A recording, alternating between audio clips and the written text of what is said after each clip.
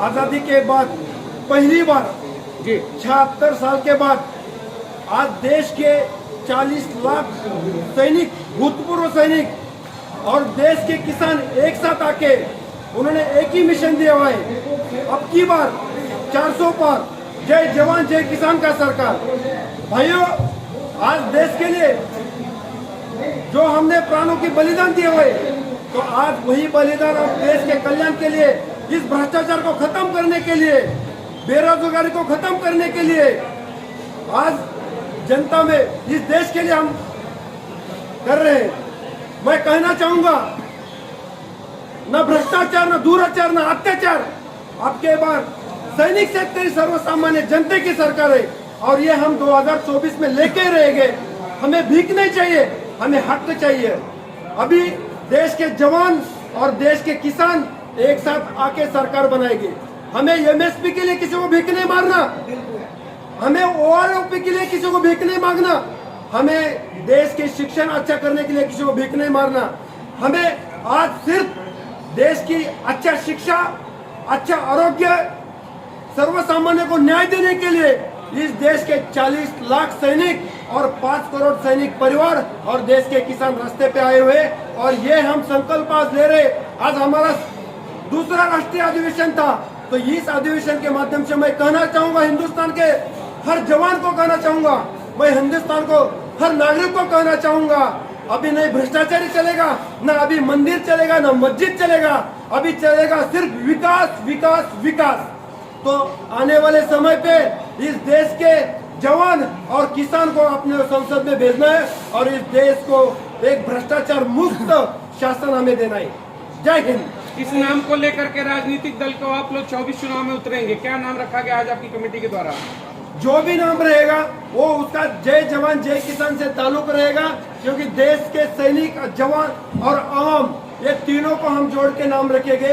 वो अभी फाइनलाइज नहीं किया, तो हम जो जवानों का और किसानों का मिला के एक राष्ट्रीय कमेटी गठित कर रहे हैं। वो कमेटी गठित करने के बाद वो नाम हम सूचित किया जाएगा उसका। कितनी सीटों पर आप चुनाव लड़ेंगे? हम देश के पूरे सीटों के 545 सीट पे चुनाव लड़ने जा रहे हैं।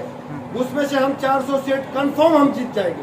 क्या मानते हैं इतने कम समय में जो आपकी तैयारी है, आप जितनी सीटें बता रहे हैं वो जीत पाएंगे? आराम से जीत जाएंगे, उसमें कोई नहीं है, क्योंकि हमारे पास वोट बैंक है। जवान और किसान इस देश के असली नायक, जो देश की रक्षा करता है वो बॉर्डर पे मर रहा है, जो देश को अन्न पुरोता है वो खेत में मर रहा है। तो हमारे पास वोट तो हम 400 पर 1000 सीट होने के बाद भी हम मिलने के बाद तो हम आ सकते हैं आराम से। तो ये कौन सी बड़ी बात है? हमारे लिए बहुत छोटी बात है ये पूरा सरकार लाने के लिए आज देश के जवान और देश के किसान एक साथ आए, तो 400 पार करना हमारे लिए देश में जिस तरीके से पहले से 2 दल बने हुए, एक इंडिया गठबंधन 28 दलों का, एनडीए 30 दलों का, तो क्या लगता है कि दोनों को चुनौती देना बेहतर होगा आपके लिए? आपकी पार्टी उन तमाम चीजों को फेस कर पाएगी? मैं ये कहना चाहूंगा, देशवासियों को ये बोलना चाहूंगा और आपको भी ये कहना चाहूंगा, ये पूरे दल एक साथ आ गए ना, फिर भी हमें कोई कुछ नहीं बिगाड़ सकता, क्योंकि आज देश के असली नायक एक साथ में है।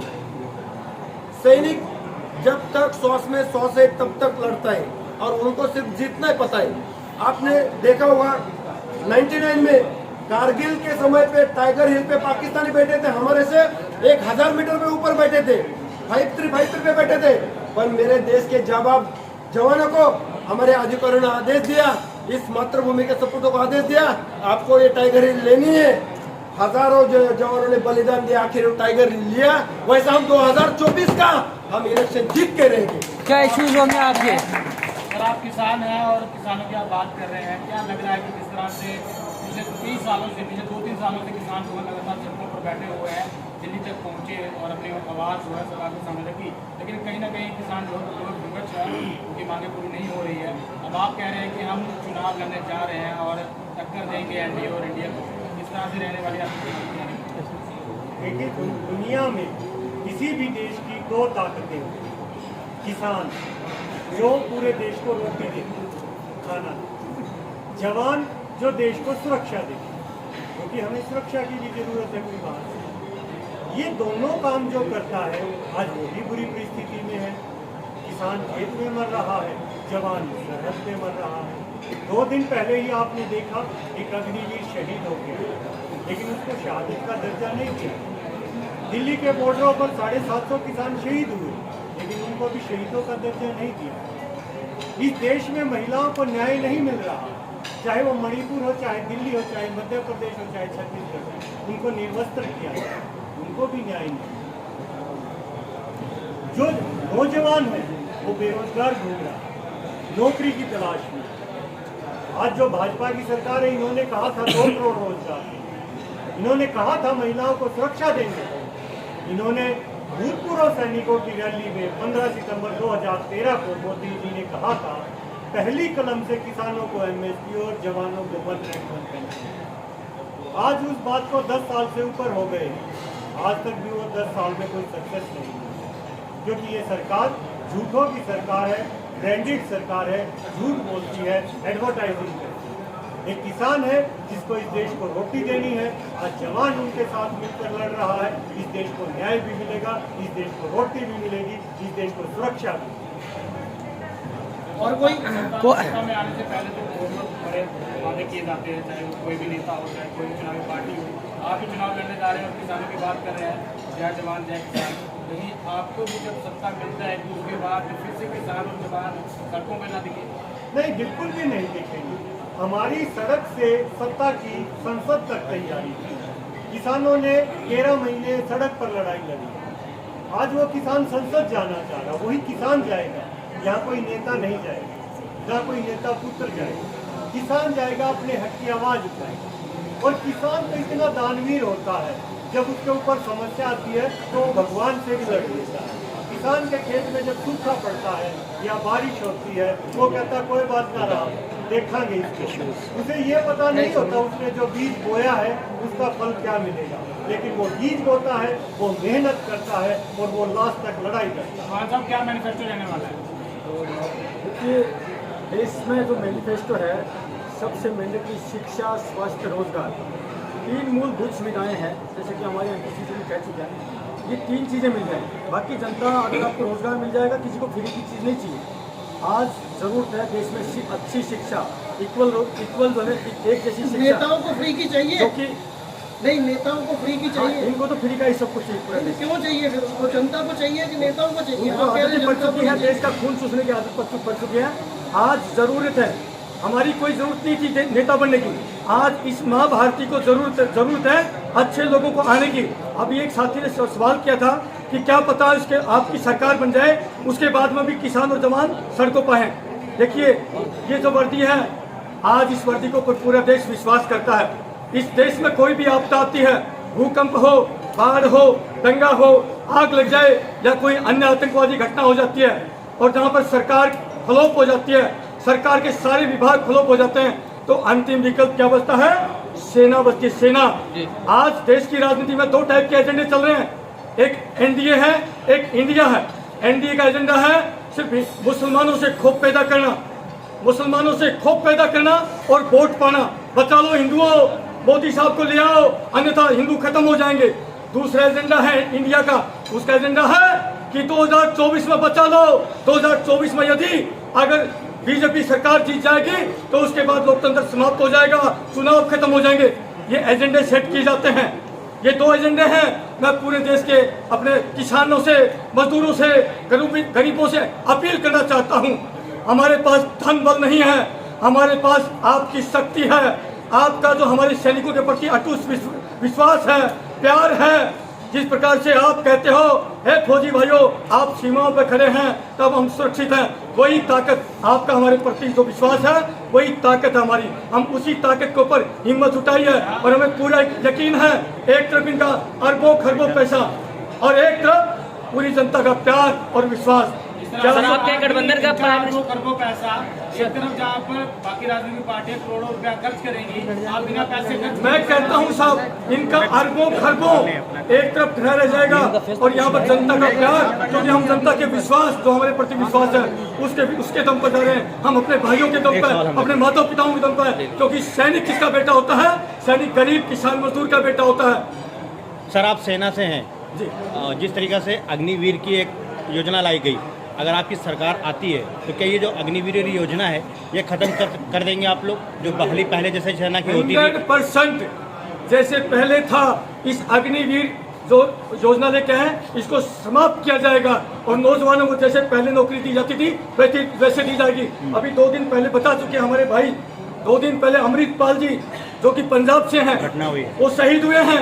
आज उनको ना तो सैनिक सम्मान के तहत जैसे पार्थिव शरीर को सम्मान दे करके उसकी अंत्येष्टि की जाती है, नहीं हुआ है। बहुत दुर्भाग्यपूर्ण स्थिति है। आज जो सरकार राष्ट्रवाद का नारा लगाती है, देशभक्ति की बातें दिखाती है, आज उस सरकार ने सैनिकों का जो है एक नाम का उल्टा सहारा लेके, गंदा सहारा लेकर के सिर्फ मोदी जी जाते हैं। सैनिकों के प्रति कोई उनके पर जो प्रेम नहीं है। आज सैनिकों की गरिमा को नीचे गिरा उन्होंने, बहुत दुर्भाग्यपूर्ण स्थिति। सर, प्रधानमंत्री का चेहरा कौन होगा आपके गठबंधन से? साहब आप एक सामाजिक कार्यकर्ता हैं, प्रधानमंत्री का चेहरा ये बहुत जल्द डिसाइड हो जाएगा। और क्या लग रहा है कि जहाँ पर एक तरफ राजनेता सिर्फ राजनीति करते थे, आज किसान और जवान जो है इस मंच पर आना चाहते हैं ताकि जनता जो है वो सुखद जिंदगी जी सके, जो बाकी अन्य राजनीतिक पार्टियों के तौर पर नहीं जी पाती। भारत की सबसे बड़ी ताकत किसान और जवान है, और किसान जवान जहां जमा हो गए वहां पे बदलाव होगा।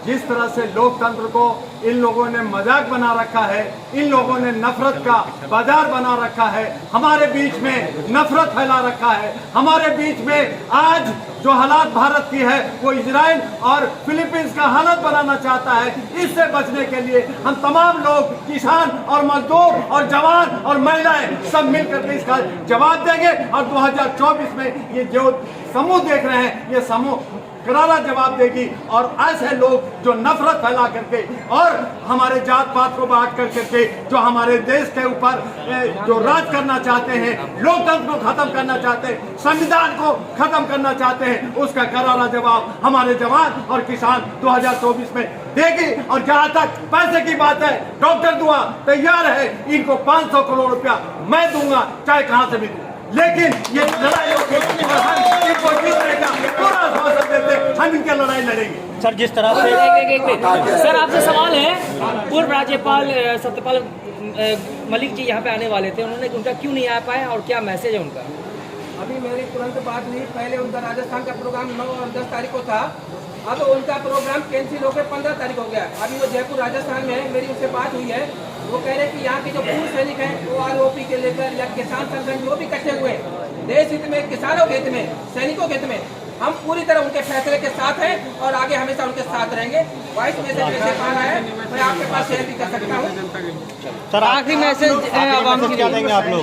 1 रैंक 1 पेंशन की लड़ाई पूर्व सैनिक 9 महीने से जंतर मंतर पे लड़ रहे हैं। अगर आपकी सरकार सत्ता में आती है तो 1 रैंक 1 पेंशन की विसंगतियों को दूर करेंगे।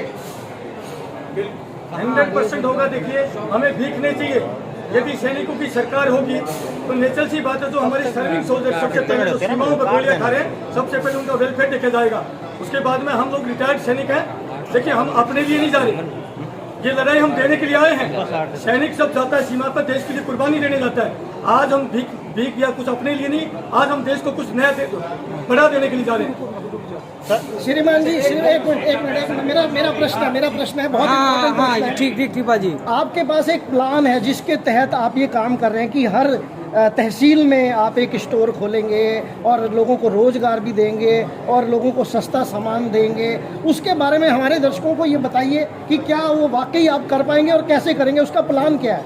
सभी सिंगल विंडो सिस्टम के तहत जहां पे भ्रष्टाचार खत्म किया जाएगा, जहां पे लोग जो है घूस लेकर के डिपार्टमेंट में जो गंदगी फैलाते हैं, उसके लिए सिंगल विंडो सिस्टम होगा और उसका देख रेख हमारे जवान और किसान करेंगे।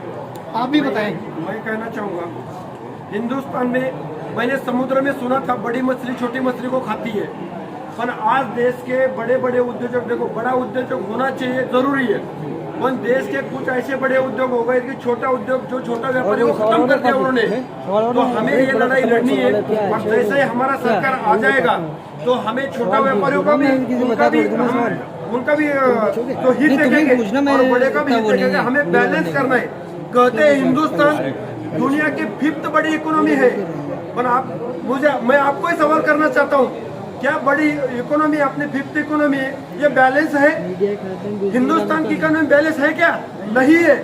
98% जो भारत की आबादी है उनके पास 2% पैसा नहीं है, और जो 2% आबादी है उसके पास 98% पैसा है। तो ये अनबैलेंस हमें बैलेंस करने की हम कोशिश इस देश के जवान करेंगे, और इस देश के हर धन्यवाद। ये संदेश पूरे देश के लिए जा रहा है। हम लोग का एक मुख्य उद्देश्य मैं आपको बता देता हूँ। आप सब पत्रकार हो, पत्रकारों की समस्या आप जान सकते हो कि नहीं जान सकते हो? जान सकते हैं। कोई दूसरा नहीं जान सकता। हाँ। आप इतनी दूर से परिवार छोड़ के आते हो, आपका भी घर परिवार है। हाँ। हमारी आप भी योजना, संदेश क्या देंगे? हमारी योजना देश के लिए है। हम क्या देश को देना चाहते हैं कि हमारा एक पत्रकार जो संघर्ष करके पत्रकार बना है वो सूचना एवं प्रसारण मंत्री बनेगा, और हमारा जो किसान है, मेहनत करता है, अन्न उगाता है, उसकी समस्या वही समझता है, वो देश का कृषि मंत्री बनेगा। और जो छोटा व्यापारी है, संघर्ष करके व्यापार करता है, वो व्यापार और वाणिज्य मंत्री बनेगा। और जो शिक्षित आदमी है, जो संघर्ष करके शिक्षा प्राप्त किया, वो देश का शिक्षा मंत्री बनेगा। और जो हमारे देश का सैनिक है, सीमाओं पर रक्षा करता है, बखूबी से संघर्ष करता है, गोलियां खाता है, वो संघर्ष को समझता है और वो देश का रक्षा मंत्री बनेगा। और सबसे बड़ा संदेश, इन सबको, इनसे बड़ा जो अनुभव रखेगा, सबको समेट के चलेगा, पूरे देश की जनता को समेट लेगा, वो हमारे देश का प्रधानमंत्री। धन्यवाद।